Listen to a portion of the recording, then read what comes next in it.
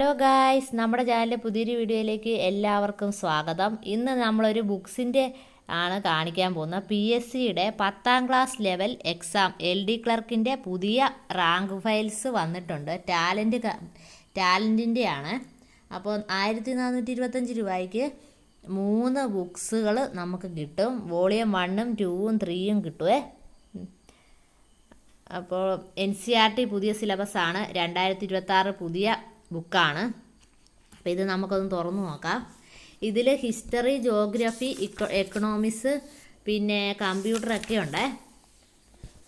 പിന്നെ ഒരുപാട് ക്വസ്റ്റ്യൻ ആൻസറും ഒക്കെ അടങ്ങിയ ഒരു നല്ലൊരു ബുക്കാണ്.